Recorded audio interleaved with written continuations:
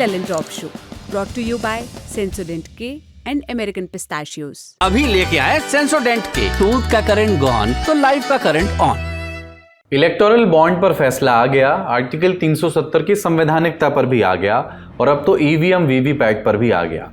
अब supreme court कौन सा केस उठाने और निपटाने की तैयारी में है अगली बार, कौन सी अगली फाइल कोर्ट में खुलने वाली है, ईवीएम वाले फैसले के बारे में तो बताएंगे ही, साथ ही कुछ ऐसे खास केसेस पर भी आज बात करेंगे जिन पर अगले 1 महीने में या गर्मी की छुट्टियों के तुरंत बाद कभी भी फैसला आ सकता है। नमस्कार, स्वीकार कीजिए, अपन है कुलदीप और आप देखना शुरू कर चुके हैं दी लल्लन टॉप शो।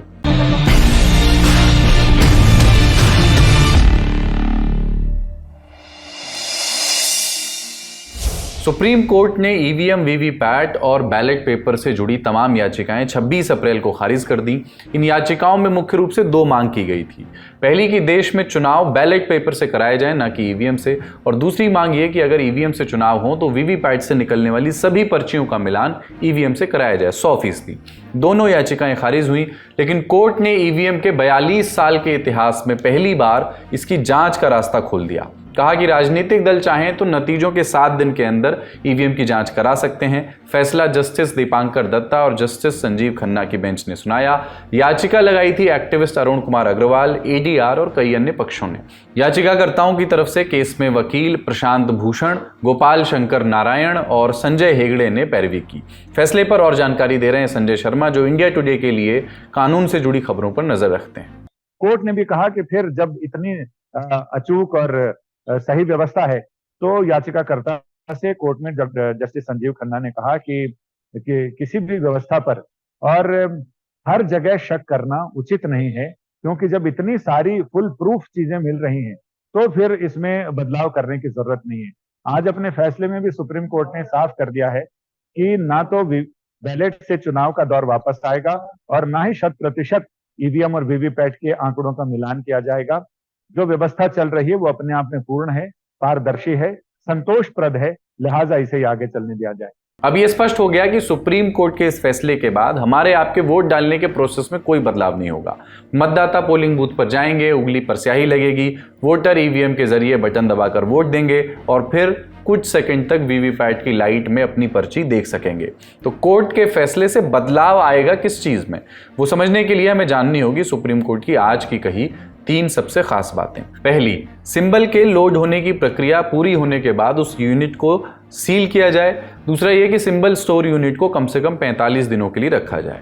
दूसरी बात, इलेक्शन रिजल्ट आने के 7 दिन में ईवीएम के माइक्रो कंट्रोल वेरिफिकेशन के लिए कैंडिडेट्स इलेक्शन कमीशन से गुजारिश कर सकते हैं। इसके लिए एक तय फीस कैंडिडेट को देनी होगी।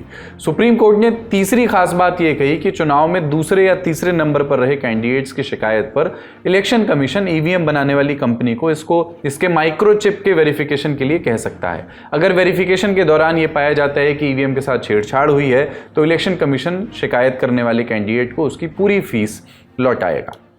माइक्रो कंट्रोल वेरिफिकेशन, जिसमें माइक्रोचिप रहती है, उसको निर्वाचन आयोग के अधिकारियों ने कहा कि ये सिर्फ एक बार ही प्रोग्रामेबल है, इसको दोबारा प्रोग्राम नहीं किया जा सकता और उसके प्रोग्रामिंग में कोई छेड़छाड़ भी नहीं की जा सकती है। कोई भी रहे वो उसको छेड़छाड़ नहीं कर सकता है। तो इस पर ये माइक्रोचिप मैनेजमेंट है, तो जो माइक्रो मैनेजमेंट है उसके लिए कोर्ट ने ये साफ कर दिया है कि इसमें किसी को भी कोई अगर ये शक हो तो वो इसकी शिकायत निर्वाचन आयोग को कर सकता है। निर्वाचन आयोग के लिए लाजमी है कि इसमें देखे, क्योंकि याचिकाकर्ताओं ने कहा कि चिप में फेरबदल किया जा सकता है और इसको रीयूजेबल बनाया जा सकता है। कोर्ट ने तभी फैसला रिजर्व करने के बाद इस मामले पर सफाई लेने के लिए निर्वाचन आयोग के अधिकारी को कोर्ट में तलब किया और इन 4 बिंदुओं पर उनसे सवाल पूछे। पहला ये कि क्या ईवीएम और वीवीपैट को रिप्रोग्रामिंग की जा सकती है बीच में, क्या उसके साथ छेड़छाड़ की जा सकती है, इसका जो माइक्रो इंजीनियरिंग मैनेजमेंट है क्या उसमें कोई तब्दीली की जा सकती है। इस पर अधिकारियों ने कहा कि नहीं, ये एक बार ही प्रोग्रामेबल है, इसके साथ कोई छेड़छाड़ नहीं की जा सकती है। और चूंकि ये अपने आप में इंडिपेंडेंट यूनिट है, इसका किसी इंटरनेट से, किसी बाहरी दुनिया से कोई संपर्क नहीं है, लिहाजा इस दावे की पुष्टि के लिए भी, इस दावे के खिलाफ अगर कोई चीज होती है, इस दावे से उलट कोई चीज अगर होती है, कोई ऐसी शिकायत होती है, तो उसके लिए उम्मीदवारों को ये अधिकार भी दिए गए हैं कि वो इसकी प्रूफ आने पर वो इसकी शिकायत कर सकते हैं। और इलेक्शन कमीशन के लिए लाजमी कर दिया गया है कि वो इस पर कार्रवाई करे और ईवीएम मशीन बनाने वाली कंपनी को इस बारे में कहे कि एक सक्षम इंजीनियर की देखरेख में उस उम्मीदवार और उसके प्रतिनिधि के सामने या विशेषज्ञों के सामने उसकी जांच की जाए, ताकि किसी भी तरह की कोई गड़बड़ी हो तो दूध का दूध और पानी का पानी हो, वो भी सबके सामने। अप्रैल में इस मामले को लेकर सुप्रीम कोर्ट में 4 सुनवाई हुई। 18 अप्रैल की सुनवाई में सुप्रीम कोर्ट ने कह दिया था कि हर चीज पर संदेह नहीं किया जा सकता और याचिकाकर्ताओं को ईवीएम के हर पहलू के बारे में आलोचनात्मक होने की जरूरत नहीं है। इन टिप्पणियों से सुप्रीम कोर्ट के फैसले का कुछ अंदाजा तो लग ही गया था। अब फैसला भी आ गया। फैसला आया तो साथ में आई राजनीतिक प्रतिक्रियाएं और सबसे पहले प्रतिक्रिया आई प्रधानमंत्री नरेंद्र मोदी की। आज सुप्रीम कोर्ट ने अभी 1-2 घंटे पहले ही मतपेटियों को लूटने का इरादा रखने वालों को ऐसा गहरा झटका दिया है, ऐसा गहरा झटका दिया है कि उनके सारे सपने चूर चूर हो गए हैं। आज उच्च न्यायालय ने, सुप्रीम कोर्ट ने साफ साफ कह दिया है कि बैलेट पेपर वाला पुराना दौर वापस लौट करके नहीं आएगा। आज जब पूरी दुनिया भारत के लोकतंत्र की, भारत की चुनाव प्रक्रिया की, भारत के चुनावों में टेक्नोलॉजी के उपयोग की वाहवाही करती है, तारीफ करती है, तब ये लोग अपने निजी स्वार्थ के लिए बदनीयत से ईवीएम को बदनाम करने पर लगे पड़े थे। सुप्रीम कोर्ट के आदेश का हम लोग सब पालन करेंगे, लेकिन होना चाहिए 100% वीवीपैट की गिनती होनी चाहिए। ये लड़ाई बहुत लंबी है, वीवीपैट को लेकर के, ईवीएम को लेकर के और बैलेट पेपर को लेकर के। ये लड़ाई लंबी है। माननीय सुप्रीम कोर्ट का जो भी फैसला है उसको अंततः सब स्वीकार करेंगे। ये हुई ईवीएम वीवीपैट पर आए फैसले की बात, लेकिन इस साल सुप्रीम कोर्ट से आया ये पहला बड़ा फैसला नहीं है। बीते 4 महीने में कौन से बड़े फैसले आए हैं सुप्रीम कोर्ट से, वो बताते हैं। पहला फैसला इलेक्टोरल बॉन्ड्स। 15 फरवरी को आए फैसले में सुप्रीम कोर्ट ने चुनावी चंदा लेने के, इलेक्टोरल बॉन्ड से लेने के तरीके को असंवैधानिक करार दिया। कहा कि बॉन्ड्स पर तुरंत रोक लगाई जानी चाहिए। बॉन्ड जारी करने वाले बैंक एसबीआई को निर्देश दिए कि चंदा देने और भुनाने वालों की जानकारी चुनाव आयोग को सौंपे। एसबीआई ने टाल मटोल की तो उसे फटकार भी लगी। अब सारी जानकारी चुनाव आयोग की वेबसाइट पर मौजूद है। दूसरा फैसला उत्तर प्रदेश के मदरसों वाला। यह फैसला 5 अप्रैल को आया, जिसमें सुप्रीम कोर्ट ने उत्तर प्रदेश के मदरसा कानून 2004 को असंवैधानिक बताने वाले इलाहाबाद हाई कोर्ट के फैसले पर रोक लगा दी।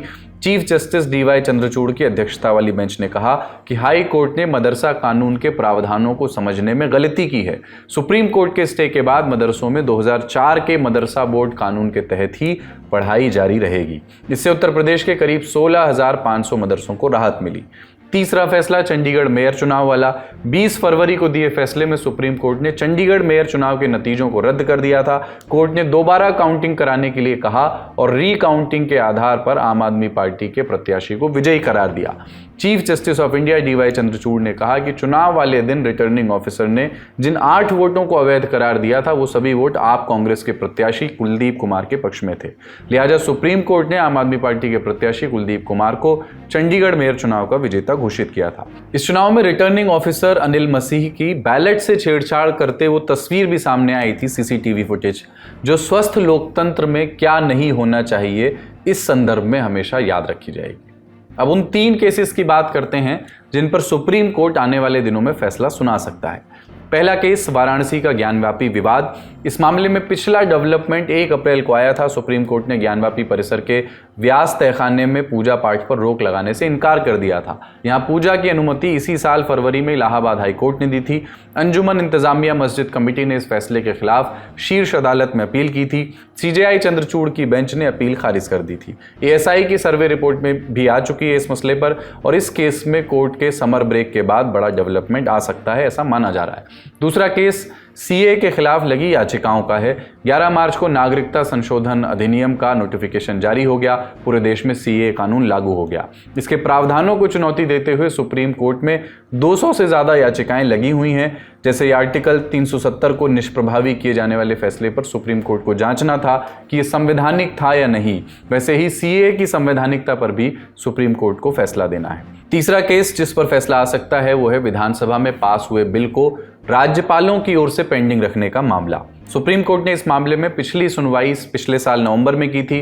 तब कहा था कि राज्यपाल अनिश्चित काल तक के लिए विधेयकों को अपने पास लंबित नहीं रख सकते, पेंडिंग नहीं रख सकते। कहा था कि राज्यपाल के पास संवैधानिक ताकत तो होती है, लेकिन वो इस ताकत का इस्तेमाल करके राज्य सरकार के कानून बनाने के अधिकार को कुंद नहीं कर सकते। लेकिन इसमें एक पेच ये भी है कि संविधान का आर्टिकल 200 राज्यपाल को ताकत देता है कि वो किसी विधेयक को रोक सकते हैं, पुनर्विचार के लिए भेज सकते हैं। बड़ी खबर यहीं तक। अब चलते हैं सुर्खियों की ओर। पहली सुर्खी हमारे आपके फोन में मौजूद मैसेजिंग प्लेटफॉर्म व्हाट्सएप से जुड़ी है। 25 अप्रैल के रोज व्हाट्सएप ने दिल्ली हाई कोर्ट में यह कहा है कि वो भारत में अपनी सर्विस देना बंद कर सकता है। व्हाट्सएप ने ऐसा किस मामले में कहा, ये बताते हैं। हुआ ये था कि व्हाट्सएप और फेसबुक ने नए आईटी नियमों के खिलाफ सुप्रीम कोर्ट में याचिका लगाई थी। इसी साल मार्च में सुप्रीम कोर्ट ने याचिका को दिल्ली हाई कोर्ट ट्रांसफर कर दिया था। आईटी एक्ट 2021 में एक प्रावधान है जिसमें सोशल मीडिया प्लेटफॉर्म्स और मैसेजिंग ऐप्स को यूजर्स की चैट को ट्रेस करने और मैसेज भेजने से पहले सेंडर की पहचान करने का नियम बनाने की बात कही गई है। इसके खिलाफ व्हाट्सएप ने याचिका लगाई, कहा कि ये नियम यूजर्स की गोपनीयता को कमजोर करने वाले हैं। अब व्हाट्सएप ने दिल्ली हाई कोर्ट में यह कहा है कि अगर उन्हें एन्क्रिप्शन तोड़ने के लिए कहा जाएगा तो उन्हें भारत में काम करना बंद करना होगा। ये एन्क्रिप्शन क्या होता है ये भी बता देते हैं। आसान भाषा में समझे तो मान लीजिए कि रमेश को सुरेश से कहना है कि जाओ 2 आम तोड़ कर लाओ। रमेश अगर ये बात सबके सामने कहे तो फिर कुछ छिपा नहीं रहा, सबको पता चल गया। और अगर यही बात रमेश एक कागज में रख करके लिख करके लिफाफे में सुरेश को दे दे तो बात सिर्फ उन दोनों के बीच में ही रह गई। यही लिफाफा एन्क्रिप्शन है। एक यूजर का मैसेज प्लेन टेक्स्ट की जगह कोड के रूप में ट्रैवल करता है। इससे बीच में किसी को उसको पढ़ने का मौका नहीं मिलता, उस कंपनी को भी नहीं, उस प्लेटफॉर्म को भी नहीं जिसको वो इस्तेमाल कर रहा है। एक किस्म से कहें तो साइफर या गुप्त लेखन। अभी व्हाट्सएप में मैसेजिंग ऐसे ही होती है। व्हाट्सएप और उसकी पेरेंट कंपनी फेसबुक, जिसका नाम अब मेटा है, सिर्फ माध्यम का काम करती हैं। लेकिन 2021 इंफॉर्मेशन टेक्नोलॉजी एक्ट आईटी के तहत अगर उसको मैसेज डिक्रिप्ट करना पड़ा तो उसे हर मैसेज का रिकॉर्ड रखना पड़ेगा। हर यूजर का रिकॉर्ड रखना पड़ेगा, उसके जीवन के पहले मैसेज से लेकर जीवन भर के करोड़ों मैसेज का, वर्षों का रिकॉर्ड। इसी को लेकर व्हाट्सएप और उसकी पेरेंट कंपनी मेटा को दिक्कत है। दिल्ली हाई कोर्ट में इस मामले की सुनवाई एक्टिंग चीफ जस्टिस मनमोहन और जस्टिस मनमीत प्रीतम सिंह अरोड़ा की बेंच कर रही है। बेंच ने सुनवाई के दौरान व्हाट्सएप से पूछा कि क्या दूसरे देशों में भी ऐसे नियम हैं, जिसके जवाब में व्हाट्सएप ने बताया कि ऐसा नियम दुनिया में कहीं नहीं है। अब इस मामले की अगली सुनवाई 14 अगस्त को होगी। एक तरफ हाई कोर्ट में व्हाट्सएप कह रहा है कि अगर मजबूर किया गया तो हम अपना बिजनेस समेट लेंगे, और उधर सुप्रीम कोर्ट अपना आधिकारिक व्हाट्सएप नंबर जारी कर रहा है। सुप्रीम कोर्ट का ऑफिशियल व्हाट्सएप नंबर है 8767687676। सीजेआई चंद्रचूड़ ने 25 अप्रैल को ये नंबर जारी करते हुए कहा कि 75वें वर्ष में सुप्रीम कोर्ट ने व्हाट्सएप मैसेजिंग सेवाओं को आईटी सर्विस के साथ इंटीग्रेट करके एक्सेस टू जस्टिस को मजबूत करने की नई पहल शुरू की है। इससे और अधिक वकीलों को सुप्रीम कोर्ट तक उनकी पहुंच बढ़ेगी, साथ ही दूर दराज रहने वाले लोगों को भी कोर्ट की कार्रवाई की सूचना मिल सकेगी। यानी अब व्हाट्सएप नंबर से वकीलों को केस दाखिल होने के बारे में ऑटोमेटेड मैसेज मिलेगा। इसके अलावा वकीलों को वाद सूची का नोटिफिकेशन भी मोबाइल पर मिलेगा। वाद सूची का मतलब है कि कोर्ट में सुनवाई के लिए उस दिन लगे मुकदमों की सूची, जो लिस्टिंग में है उस दिन मुकदमे। इसके साथ ही वकीलों को electronic filing, cause list order और जजमेंट से जुड़े नोटिफिकेशन भी इसी ऐप पर, व्हाट्सएप पर मिल जाएंगे। दूसरी सुर्खी भारत के अभिन्न अंग पाक ऑक्यूपाइड कश्मीर से खबर आ रही है कि यहां चीन ने अवैध रूप से निर्माण शुरू कर दिया है। इंडिया टुडे की खबर के मुताबिक चीन सियाचिन ग्लेशियर के पास ये सड़क बना रहा है। इस बात का खुलासा यूरोपियन स्पेस एजेंसी की सैटेलाइट तस्वीरों से हुआ है। तस्वीरों को इंडिया टुडे की ओपन सोर्स इंटेलिजेंस टीम ने भी रिव्यू किया। इससे पता चलता है कि सड़क का काम पिछले साल जून जुलाई से चल रहा है। जिस इलाके में सड़क निर्माण हो रहा है वो पहले पीओके का हिस्सा हुआ करता था। पाकिस्तान ने 1963 में यह हिस्सा चीन को सौंप दिया था। शख्सगाम घाटी में बन रही यह सड़क चीन के झिंजियांग में राजमार्ग G219 से मिलती दिख रही है और एक जगह पहाड़ों में जाकर गायब हो जाती है। भारत के सबसे उत्तरी बिंदु इंदिरा कोल से लगभग 50 किलोमीटर उत्तर में। इस सड़क निर्माण को सबसे पहले भारत तिब्बत सीमा के एक ऑब्जर्वर ने हाईलाइट किया था। नेचर देसाई नाम के अकाउंट से 21 अप्रैल को किए पोस्ट में ये लिखा था कि चीन की सड़क ने अघिल दर्रे पर सीमा को तोड़ दिया है और कश्मीर की निचली शख्सगाम घाटी में घुस गई है। सड़क का सिरा अब सियाचिन से 30 मील यानी 48 किलोमीटर से भी कम दूरी पर है। इस बारे में कारगिल सियाचिन ग्लेशियर और पूर्वी लद्दाख की सुरक्षा के लिए जिम्मेदार भारतीय सेना के फायर एंड फ्यूरी कोर के पूर्व commander lieutenant general Rakesh Sharma का भी बयान आया है। उनका कहना है कि यह सड़क पूरी तरह से अवैध है और इस पर भारत को चीन के साथ अपना राजनयिक विरोध दर्ज करना चाहिए। 26 अप्रैल को ही देश में 88 लोकसभा सीटों पर दूसरे चरण के मतदान हुए। पहले चरण में 102 सीटों पर मतदान हुए थे, यानी अब कुल 190 सीटों पर मतदान हो चुके हैं। 5 फेज और 353 सीटों के मतदान बाकी हैं। दूसरे चरण में जिन सीटों पर वोट पड़े उनमें खास थी केरल की वायनाड और तिरुवनंतपुरम सीट, उत्तर प्रदेश की मेरठ और मथुरा, राजस्थान की बाड़मेर और जोधपुर, कोटा और छत्तीसगढ़ की राजनांदगांव इत्यादि। मतदान कैसा रहा, कितने प्रतिशत रहा, इस जानकारी के लिए और लोकसभा चुनाव से जुड़ी अन्य खबरों के लिए चलते हैं न्यूज रूम। दूसरे चरण में 61 से 64% मतदान हुआ। पहले चरण में अपेक्षाकृत कम वोटिंग के बाद उम्मीद थी कि इस फेज में वोटिंग परसेंट कुछ बढ़ेगा, लेकिन शाम तक जो नंबर्स आए उनके मुताबिक आंकड़ा ज़्यादा बढ़ता हुआ नहीं दिख रहा है।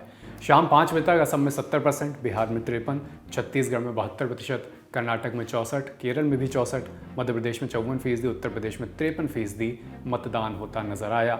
फेज 2 की वोटिंग के बाद प्रधानमंत्री नरेंद्र मोदी ने सोशल मीडिया प्लेटफॉर्म पर लिखा, दूसरा चरण बहुत अच्छा रहा। पूरे भारत के लोगों का आभार जिन्होंने आज मतदान किया। एनडीए को मिल रहा अद्वितीय समर्थन विपक्ष को और भी ज़्यादा निराश करने वाला है।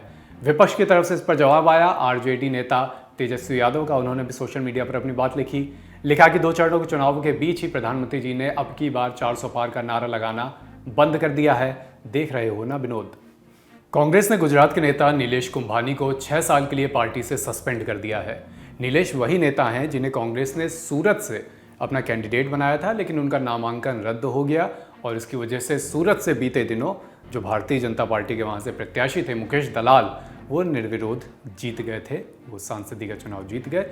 कांग्रेस की अनुशासन समिति ने नामांकन रद्द होने के लिए नीलेश कुंभानी को जिम्मेदार माना और उनको सस्पेंड कर दिया गया। पार्टी ने उनको भेजे नोटिस में कहा है कि नामांकन रद्द होना आपकी लापरवाही या फिर भारतीय जनता पार्टी के साथ आपका जुड़ाव दर्शाता है, जिस वजह से जनता से उनका मताधिकार छिन गया। दिल्ली के राउस एवेन्यू कोर्ट ने यौन उत्पीड़न के आरोपों का सामना कर रहे भारतीय कुश्ती संघ यानी WFI के पूर्व अध्यक्ष और भारतीय जनता पार्टी के सांसद ब्रजभूषण शरण सिंह की उस याचिका को खारिज कर दिया है जिसमें उन्होंने मामले में और अधिक जांच की मांग की थी। पिछले हफ्ते याचिका दायर कर उन्होंने दावा किया था कि जिस तारीख पर एक महिला पहलवान ने उन पर यौन उत्पीड़न का आरोप लगाया था उस दिन वो दिल्ली में थे ही नहीं। इस नई याचिका का महिला पहलवानों ने विरोध किया था। वहीं अब ब्रजभूषण के खिलाफ आरोप तय करने के लिए 7 मई को अदालत अपना फैसला सुनाएगी। ब्रजभूषण शरण सिंह से जुड़ा एक पॉलिटिकल डेवलपमेंट भी उत्तर प्रदेश में है। उत्तर प्रदेश की कैसरगंज लोकसभा सीट से ब्रजभूषण शरण सिंह सांसद हैं। भारतीय जनता पार्टी सूबे की तमाम सीटों पर अपने कैंडिडेट्स के नाम का ऐलान कर चुकी है।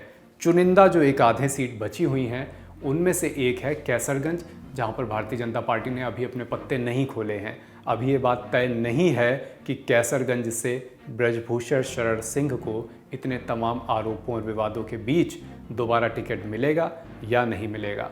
जानकार कह रहे हैं कि इसके लिए भारतीय जनता पार्टी पहले और दूसरे फेज की वोटिंग का इंतजार कर रही थी। जिस तरह से उनको वोट पड़ते दिखेंगे उसी तरह से आगे ब्रजभूषण की कैंडिडेचर पर फैसला लिया जाएगा। दूसरे चरण के वोट अब पड़ चुके हैं तो उम्मीद की जाती है कैसरगंज पे भी आगे फैसला आ सकता है। और अब आज के चुनावी किस्से में बात अभिनेता अमिताभ बच्चन के पॉलिटिकल डेब्यू की।